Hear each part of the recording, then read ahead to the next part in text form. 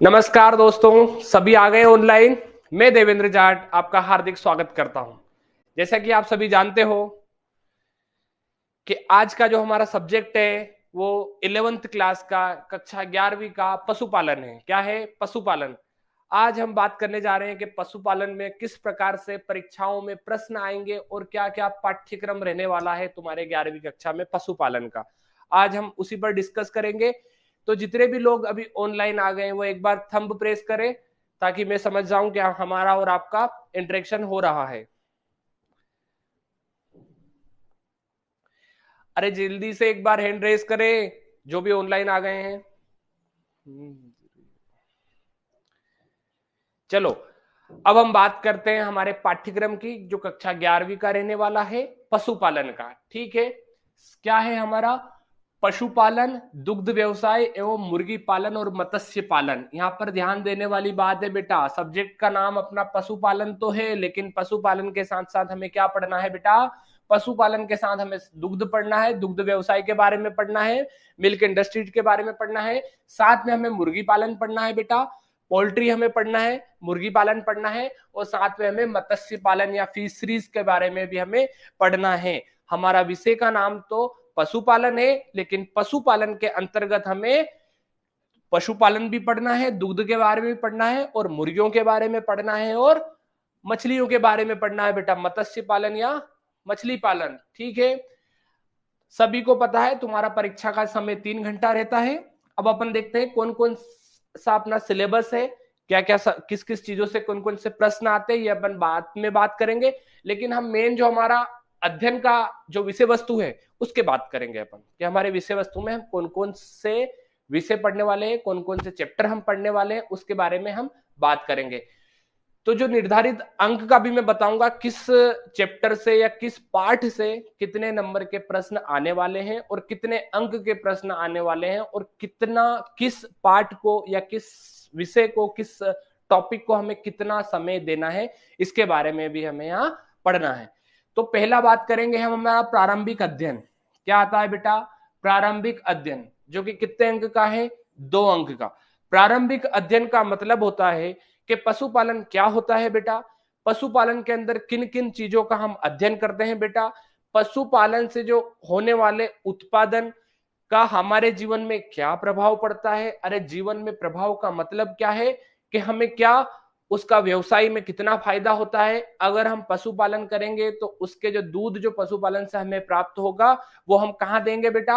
अरे गांव में किसको देते हैं? अरे डेयरी में देते हैं, और डेयरी में हम देते हैं 50 रुपए या 60 रुपए लीटर। तो पशुपालन से हमें दुग्ध प्राप्त हुआ, पशुपालन से क्या प्राप्त हुआ? हमें दूध का उत्पादन हुआ, दूध हमने प्राप्त किया, और दूध को ले जाकर कहाँ बेचा? हमने डेयरी में बेचा या बाजार में बेचा, और बाजार से क्या प्राप्त किया बेटा? हमने पैसे प्राप्त किए। क्या प्राप्त किए? पैसे प्राप्त किए।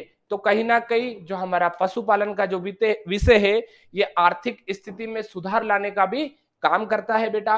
तो प्रारंभिक अध्ययन में हम पशुपालन के बारे में पढ़ेंगे क्या होता है, साथ ही पशुपालन से हमें क्या आर्थिक लाभ प्राप्त होता है इसके बारे में अध्ययन करेंगे, और साथ में हम इसके साथ साथ मैनेजमेंट का मतलब होता है प्रबंधन। क्या होता है बेटा? प्रबंधन का मतलब होता है हम पशुपालन को किस प्रकार से हमारे घर में रखेंगे। अरे गांव में, तुम्हारे गांव में कहावत है ना कि भैंस तो ले आए लेकिन खूंटी की व्यवस्था कौन करेगा। या फिर इसके पहले एक और कहावत थी कि भैंस का तो पता नहीं और हमने खूंटी लगा दी। तो बेटा वो सारी इसी प्रकार की बात है कि अगर तुम भैंस लाओगे तो तुम्हें खूंटी भी लानी पड़ेगी, और अगर तुम खूंटी लाओगे तो तुम्हें भैंस को खिलाने के लिए भूसा भी लाना पड़ेगा। अरे उसको दूध देने के लिए, दूध चराने ले जाने के लिए उसके लिए ग्वाल की भी आवश्यकता पड़ेगी, और दूध दोहन के लिए भी आपको एक ग्वाल की आवश्यकता पड़ेगी। तो ये सारी चीजों से क्या बनता है बेटा? प्रबंधन बनता है। क्या बनता है? प्रबंधन बनता है। जिस प्रकार से एक घर बनाने के लिए हमें, अरे बेटा जिस प्रकार से घर बनाने के लिए हमें ईंट की भी आवश्यकता होगी, हमें सीमेंट की भी आवश्यकता होगी, हमें गिट्टी की भी आवश्यकता होती है, इन सभी को मिलाकर हमारा एक मकान तैयार होता है। इसी प्रकार हम पशुपालन करने के लिए भी विभिन्न विभिन्न चीजों का पहले से हमारे पास व्यवस्थित रखते हैं, उसके बाद ही हम एक व्यवस्थित तरीके से पशुपालन कर सकते हैं। तो ये होता है पशुपालन का प्रबंधन। हम किस में पढ़ेंगे बेटा? ये प्रारंभिक अध्ययन में पढ़ेंगे। यहां तक सबको समझ में आया? अब हम बात करते हैं बेटा अगली जो जानकारी किसके बारे में, अगला टॉपिक पशु शरीर अंगों के प्रारंभिक जानकारी। कि सर ये क्या है, हमने तो पशु शरीर के बारे में सब देखा है। तो बेटा तुमने पशु शरीर के बारे में सिर्फ 4-5 चीजें देखी है। आपने उसके 4 पांव देखे हैं, आपने आंखें देखी है, आपने सींग देखे हैं, इसके अलावा आपने और कोई भी चीज नहीं देखी है। तो हम जो बात करेंगे पशुपालन में बहुत जो पशुओं के शरीर की जो अंगों की हम प्रारंभिक जानकारी के बारे में अगर बात करेंगे तो ये विभिन्न प्रकार के हो सकते हैं। जैसे आपने खुरों पर ध्यान नहीं दिया होगा, अरे कुछ समखुरी होते हैं और कुछ विषमखुरी होते हैं। अरे जो गधे होते हैं कैसे होते हैं, गधे का एक प्रकार का टखना जो इसे बोलते हैं ना, पैर को जो क्या बोलते हैं देसी भाषा में गांव के वैसे, पंजा बोल दो, पांव बोल दो, टखना बोल दो, कुछ भी बोल दो। तो जो इस प्रकार से होते हैं, गधे की अगर बात करें, गधे जेबरा इनकी बात करेंगे तो इनका सिर्फ एक रहता है। और गाय भैंस की बात करें तो ऐसा फैला हुआ रहता है 2 प्रकार से। आपने देखा होगा गाय हुआ, भैंस हुआ, इनके टखने बीच में से चिरे हुए रहते हैं। तो उन जो ये पशु आते हैं इन्हें भी फिर 2 प्रकार से हम अलग अलग भागों में इनका वर्गीकरण करते हैं बेटा, समखुरी और विषमखुरी। और इसके बाद इसमें विभिन्न अंगों की जानकारी हम देते हैं, जैसे पूंछ का आकार, पूंछ की लंबाई, कुबड़।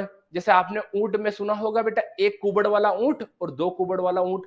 अरे जिस कुबड़ में 2 कुबड़ होती है जिस ऊंट में, उसमें हम बैठने का काम करते हैं। जैसे कैमेलस बैक्ट्रिनस कहते हैं, उसका जो साइंटिफिक नेम है कैमेलस बैक्ट्रिनस। बैक्ट्रिनस मतलब बैठने वाली जगह। अरे 2 कुबड़ के बीच में फंस के बैठते हैं ना बीच में, तो बैठने नाम क्या होगा, कैमेलस बैक्ट्रिनस। बैक्ट्रिनस मतलब बैठने वाला, 2 कुबड़ वाले का कैमिलस बैक्ट्रिनस। इसी प्रकार 1 कुबड़ वाला भी ऊंट होता है।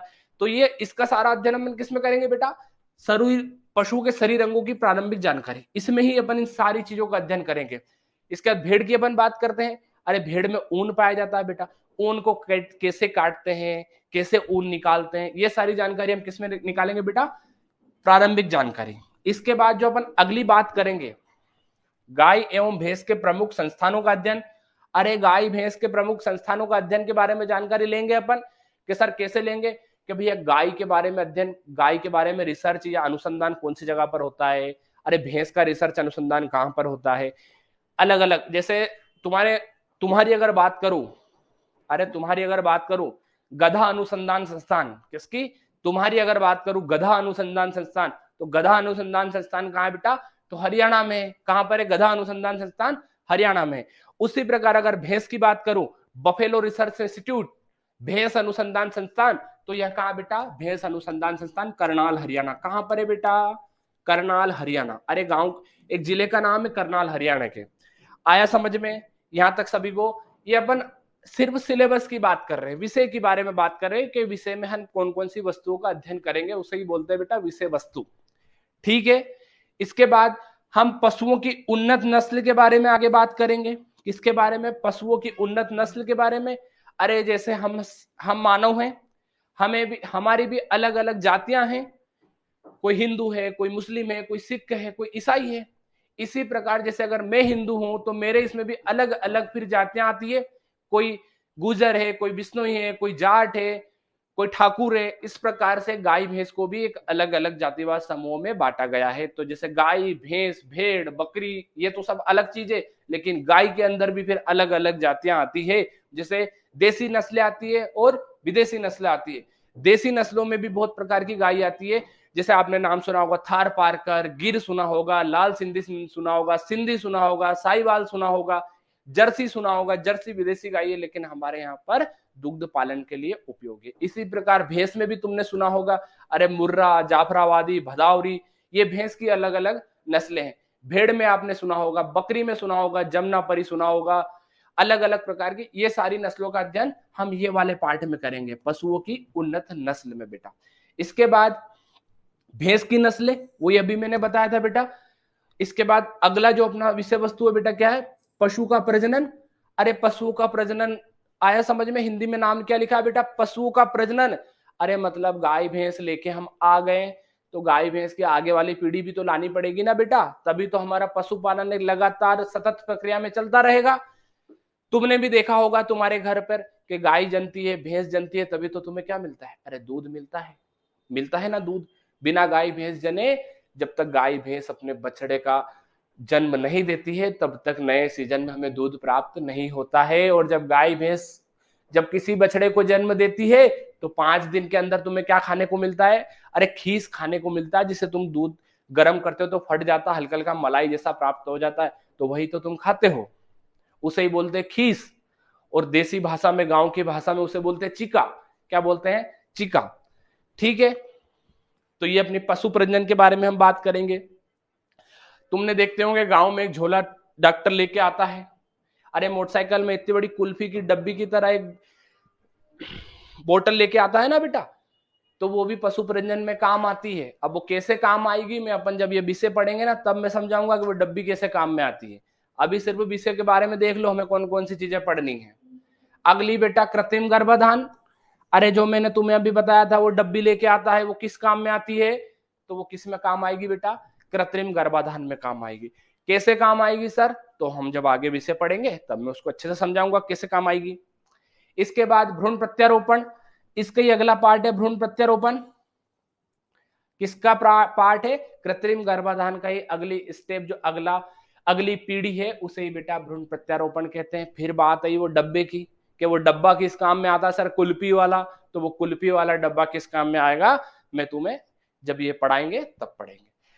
इसके बाद फिर पशु का प्रबंध एवं देखरेख। अरे ये तो समझ स्टार्टिंग में ही बताया था, यहाँ पर हमने थोड़ी सी बात करी थी प्रबंधन की, लेकिन यहाँ पे तो पूरा एक सब चैप्टर ही है। कौन सा? पशु प्रबंध एवं देखरेख। अरे पशु को लेके तो आ जाएंगे, ऐसा थोड़ी कि गाय भैंस भेड़ बकरी, अगर जैसे मान लो पशुपालन कर रहे हैं तो गाय भैंस को एक ही बाड़े में ले जाके धर दिया कि लड़ो भिड़ो मरो आगे, ऐसा होता है क्या बेटा? अरे नहीं होता। अगर एक ही बाड़े में रख देंगे तो लड़ भिड़ के मर जाएंगे। लाए 20 बचे कितने? 5, 15 का घाटा कौन उठाएगा? कि फिर पिताजी लात मार के घर से बाहर निकाल देंगे। ऐसा नहीं करना है बेटा। हम अगर पशु प्रबंधन एवं देखरेख करेंगे तो एक निश्चित स्थान देंगे पशु को, कि इतना स्थान इस पशु के लिए, इतना स्थान उस पशु के बछड़े के लिए, इतना स्थान उसके खाने के लिए, इतना स्थान उसका मलमूत्र या गोबर करने के लिए, इतने स्थान उसके सफाई के लिए। ये सारा प्रबंधन हम किस में देखेंगे बेटा? पशु प्रबंधन एवं देख रेख में।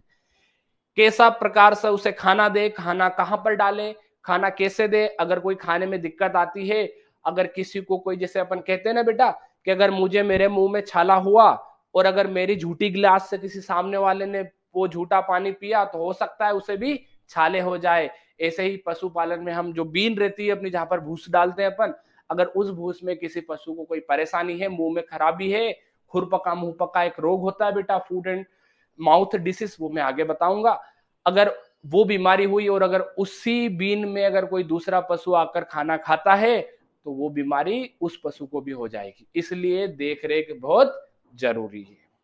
कोई भी घर में नई चीज लाते हैं तो उसकी देखरेख करना पड़ती है बेटा, नहीं तो पता लगे और कोई अगर उसकी देखरेख करने लग गया तो समस्या हो जाएगी। इसलिए पशु की देखरेख करना बहुत जरूरी है। इसके बाद फिर इसमें पशु प्रबंधन एवं देखरेख, फिर चैप्टर नंबर 2 अलग अलग भागों में बांट दिया बेटा, बहुत बड़ा है। इसमें हम बात करेंगे वो स्थान के आधार पर कि टेल टू टेल विधि, मतलब पूंछ टू पूंछ विधि अच्छी होती है कि मुंह से मुंह वाली विधि अच्छी होती है। ठीक है, अब पूंछ से पूंछ विधि कैसे होगी बेटा? एक थोड़ा सा मैं तुम्हें एग्जांपल दे देता हूं, यहां पर थोड़ा सा बता रहा हूं यहां पर।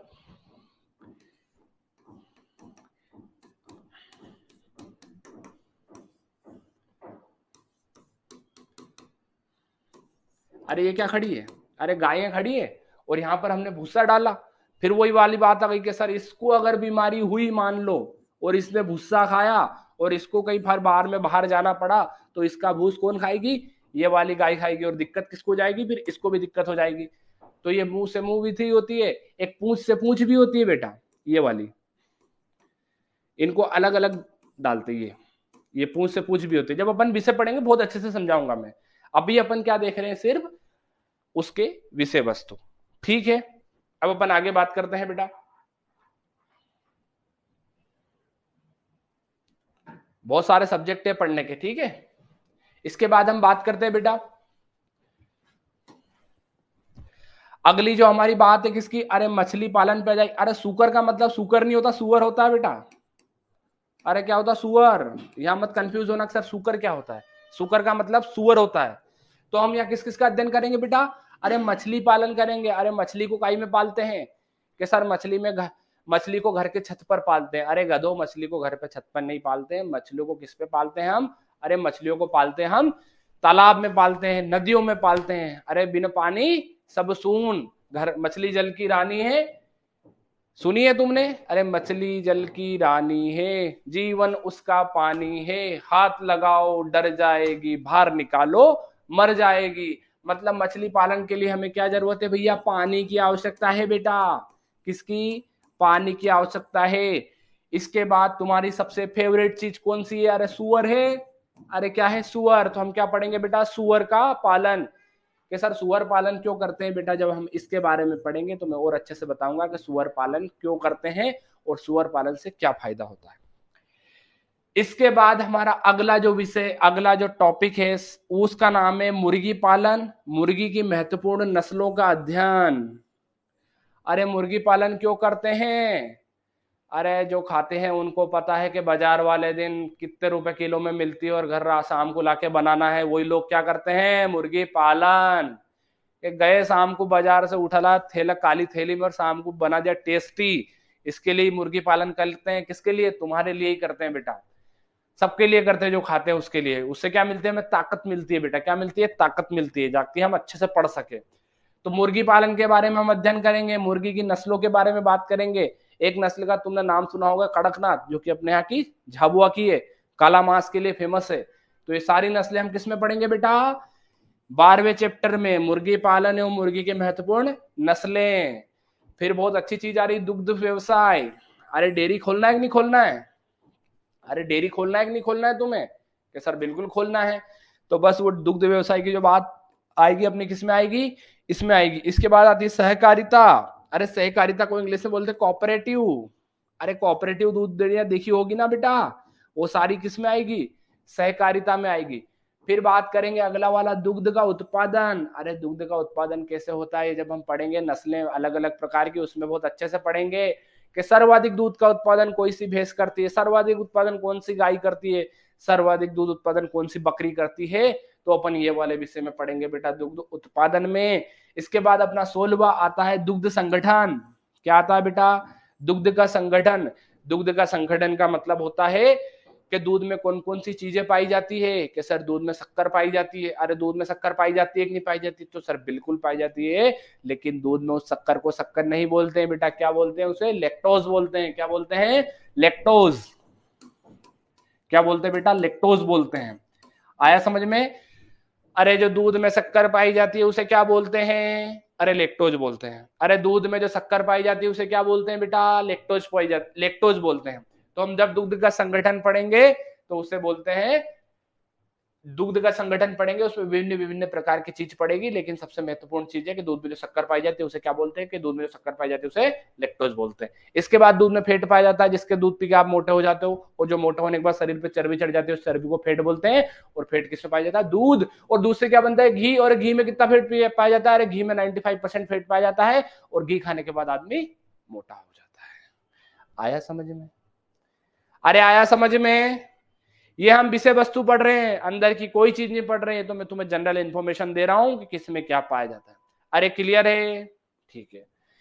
इसके बाद दुग्ध अवशीतन एवं परीक्षण। अरे दूध का परीक्षण कैसे करते हैं, क्यों परीक्षण करते हैं, किसके लिए परीक्षण करते हैं, ये भी अपन देखेंगे कैसे करते हैं परीक्षण। अरे कोई होशियार चंद कोई अगर मिला तुम्हें, कोई होशियार चंद आया जो दूध को कहां देने गया? डेयरी में देने गया। कहां देने गया? डेयरी में देने गया। और आपको पता है कि डेयरी में दूध को कैसे निकाला जाता है, कैसे पैसे निकाले जाते हैं? तो तुम्हें पता है कि गांव में दूध को निकालने के लिए फेट के आधार पर पैसे देते हैं। जैसे अगर मान लो एक फेट की कीमत 8 रुपए है, तो तुम्हारे जो दूध की कीमत होगी लगभग जितने तुम लीटर लेके जाओगे उसमें कितना फेट पाया जाता है। तो डेयरी वाला तुम्हें फेट के पैसे देता है, ना कि दूध के पैसे देता है। किसके पैसे देता है? फेट के पैसे देता है। अगर मान लो कहीं जो मेरी क्लास से पढ़ के गया पशुपालन या दुग्ध पालन, और आगे चल के उसने डेयरी खोल दी। अगर तुमने डेयरी खोल दी मेरी क्लास से पढ़ने के बाद, ये भैया तुमने डेयरी खोल दी, और कोई सा किसान अपने आप को बहुत समझदार समझता है, और वो दूध में फैट बढ़ाने के लिए क्या करता है? गाय के और भैंस के दूध को दोनों को आपस में मिला कर लिया था। क्योंकि तुम्हें पता है बेटा, भैंस का दूध जाड़ा होता है उसमें फैट ज्यादा पाया जाता है, इसलिए गाय और भैंस के दूध को जब वो मिक्स करके लाता है, तो अगर तुम मेरी क्लास से पढ़े हुए हो और आपने डेयरी खोली, तो आप तुरंत किसका परीक्षण करोगे बेटा? हंसा परीक्षण करोगे। कौन सा परीक्षण करोगे बेटा? हंसा परीक्षण करोगे। कौन सा परीक्षण करोगे बेटा? हंसा परीक्षण कर लोगे तुम, हंसा परीक्षण कर लोगे। इस हंसा परीक्षण से आपको क्या पता लग जाएगा बेटा कि गाय के दूध में और भैंस का दूध दोनों मिक्स करके लाया, अपनी बाल्टी उठा और घर जा, अपनी बाल्टी उठा और घर जा। ये तब जानकारी आप होगी जब आप मेरी क्लास से पढ़े होंगे, तब आपको पता लगेगा सर हंसा परीक्षण क्यों करते हैं? गाय और भैंस के दूध में मिले होने के कारण करते हैं। फिर आती है बेटा दुग्ध संसाधन, वही वाली बात है। पनीर, पनीर बनता है, सोया पनीर बनता है, गुलाब जामुन बनती है, घी बनता है, क्रीम बनता है, सारी चीजें किससे बनती है? दुग्ध संसाधन से ही बनती है। दुग्ध संसाधन में इन इन चीजों का अपन अध्ययन करेंगे। अरे मलाई, खीर, क्रीम, पनीर, छेना, ये सारी चीज, घी वगैरह किससे बनते हैं? दुग्ध से। तो अपन इसका अध्ययन करेंगे बेटा दुग्ध संसाधन में। यहां तक क्लियर है सभी को? इसके बाद जो अपना अगला है दुग्ध का पैकेजिंग एवं वितरण। अरे दुग्ध का पैकेजिंग एवं वितरण का मतलब है कि हम पैकेजिंग कैसे करते हैं, कितने तापमान पर दूध को गर्म करते हैं और कितने तापमान पर दूध को ठंडा करते हैं। अपन पढ़ेंगे दुग्ध पाश्चुरीकरण पढ़ेंगे। जब दुग्ध पाश्चुरीकरण में आपको पता चलेगा कि 63 डिग्री सेल्सियस पर 15 मिनट के लिए दूध को गर्म करते हैं, ये सब दुग्ध पाश्चुरीकरण में पढ़ेंगे अपन।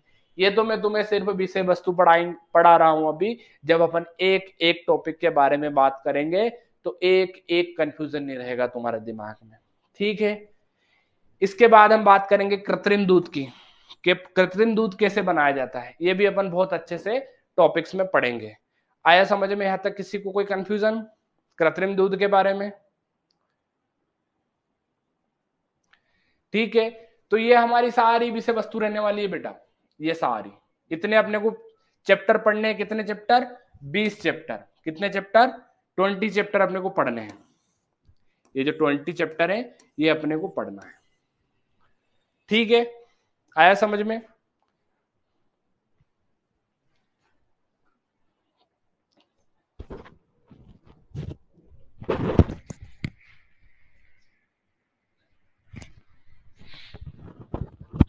ठीक है बेटा, यहां तक क्लियर है सबको कि सर अब परीक्षाओं में कैसे प्रश्न पूछे जाएंगे? तो बेटा मैं तुम्हें इस प्रकार से इन सारे विषयों का, इन जो सारे टॉपिक्स हैं, 20 प्रकार के टॉपिक्स हैं, इनका इतने अच्छे से मैं अध्ययन कराऊंगा तुम्हें कि जो 25 नंबर के तुम्हारे एमसीक्यूज आते हैं, किसके बेटा? 25 नंबर के जो तुम्हारे एमसीक्यूज आते हैं, उनको तुम आसानी कर सकते हो, बहुत आसानी से उस परीक्षा में उस एमसीक्यू को कर सकते हो। साथ में जो लघु उत्तरीय प्रश्न आते हैं तुम्हारे, लघु उत्तरीय प्रश्न आते हैं, लघु उत्तरीय प्रश्न आते हैं, उनको बहुत आराम से तुम परीक्षा में पास कर सकते हो। लघु उत्तरीय को बहुत अच्छे से लिख सकते हो। मैं इसी आधार पर इसे डिस्क्राइब करके पूरा संक्षिप्त विवरण में तुम्हें बताऊंगा, ताकि तुम लघु उत्तरीय प्रश्नों को भी बहुत अच्छे से पढ़ सको। इसके बाद अपना अगला उसमें आएगा दीर्घ उत्तरीय प्रश्न। अरे क्या आएगा बेटा? दीर्घ उत्तरीय प्रश्न। दीर्घ उत्तरीय प्रश्न आएंगे और इन दीर्घ उत्तरीय प्रश्नों को भी तुम बहुत आसानी से हल कर सकते हो। अपन इस आधार पर पूरी एक योजना के साथ पढ़ाई करेंगे, ताकि तुम्हें पशुपालन के जो 11वीं विषय का पशुपालन है, इसमें तुम्हें कोई भी समस्या ना हो। हम 25 के जो एमसीक्यू आते हैं, बहुविकल्पीय प्रश्नीय उत्तर, क्या बोलते हैं? बहुविकल्पीय प्रश्नीय उत्तर, उसमें आएगा, उसको भी हम बहुत अच्छे से पढ़ेंगे। लघु उत्तरीय प्रश्न को भी मैं बहुत अच्छे से समझाऊंगा तुम्हें, और दीर्घ उत्तरीय प्रश्नों को भी तुम्हें बहुत ज्यादा अच्छे से मैं यहाँ पर समझाने वाला हूँ। अब बात ये पशुपालन पढ़ने के साथ साथ ऐसा नहीं है बेटा अपने 11वीं की ही परीक्षाएं पास करनी है।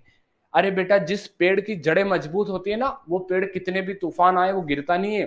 तो तुम्हारी जड़ें मजबूत तुम्हें कहां से करनी है? 11th क्लास से करनी है। अगर आगे चलकर तुम कृषि वैज्ञानिक या कृषि परीक्षाओं में, सरकारी जो परीक्षाएं होती है उसमें तुम कृषि अधिकारी बनना चाहते हो, या कोई आगे चलकर कृषि वैज्ञानिक बनना चाहते हैं, तो बेटा उसके लिए तुम्हें आज से ही, मतलब ये 11वीं विषय से ही तुम्हारी जड़ें मजबूत करनी होगी। अगर 11वीं विषय में अगर तुमने मक्कारी करी, अगर तुम्हारी पढ़ाई अच्छे से नहीं हुई, तो हो सकता है तुम्हारे आगे चलकर जड़ें खराब होती है, तो हल्की फुल्की हवा आने से भी तुम्हारे पेड़ गिर सकते हैं। तो अपने को 11वीं से ही अपने को इतना स्ट्रॉन्ग बनना है, अपनी जड़ें इतनी मजबूत करनी है कि हमारे सारे कॉन्सेप्ट क्लियर हो जाए, हमारे अंदर कोई भी डाउट ना रहे, और हम बहुत अच्छे से अपने विषय वस्तु को कंप्लीट कर सके। ठीक है बेटा, यहां तक क्लियर। इसके बाद और कुछ बातें मैं आपसे शेयर करना चाहता हूं।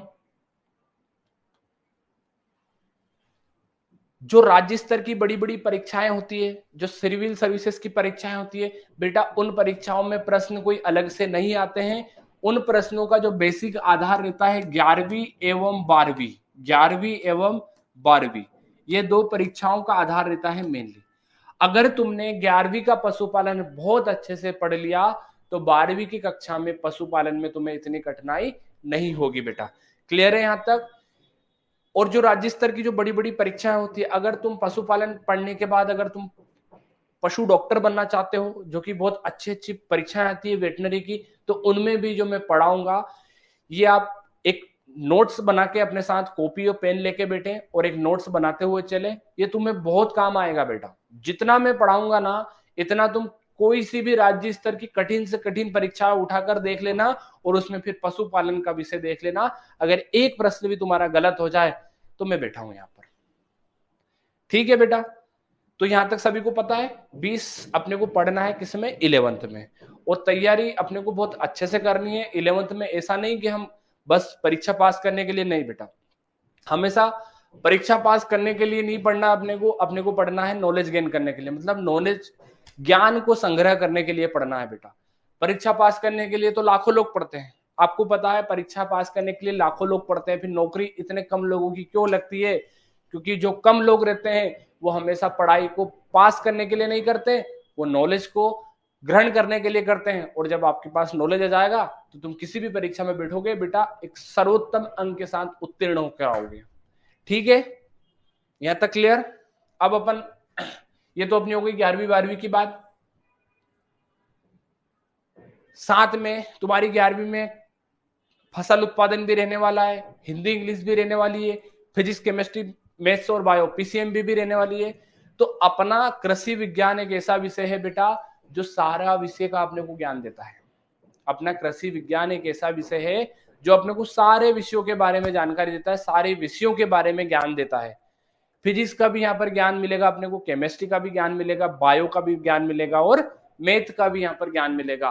और जो बड़े बड़े सब्जेक्ट है हमारे, पशुपालन और फसल उत्पादन, इसका तो बहुत अच्छे से नॉलेज मिलेगा बेटा। आगे चलकर तुम किसी भी कृषि कॉलेज में प्रवेश के लिए परीक्षा देना चाहते हो, सरकारी कृषि कॉलेज में प्रवेश के लिए, तो भी बस तुम्हें 11th और 12th, 11वीं और 12वीं का बहुत अच्छे से डीप नॉलेज या गहन अध्ययन कर लो, तुम्हारा काम हो जाएगा, अच्छे से अच्छा कृषि कॉलेज आपको मिल जाएगा। ठीक है बेटा, और कोई डाउट किसी को? इसके बाद में कुछ जानकारियां और देता हूं तुम्हें।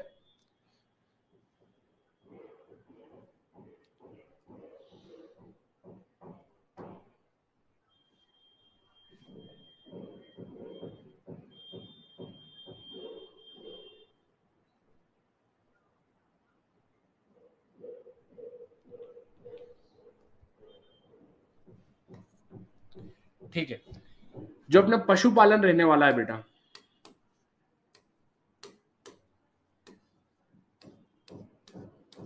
कौन सा सब्जेक्ट? पशुपालन। इसके अंदर हमारा जो मेन टॉपिक रहने वाला है, इसके अंदर जो हमारा मेन टॉपिक रहने वाला है, इसमें जो अपन जिसके बारे में सबसे ज्यादा अध्ययन करेंगे वो गाय, भैंस और मुर्गी, मुर्गी पालन, मुर्गी पालन और साथ में हमारा दुग्ध, दुग्ध व्यवसाय।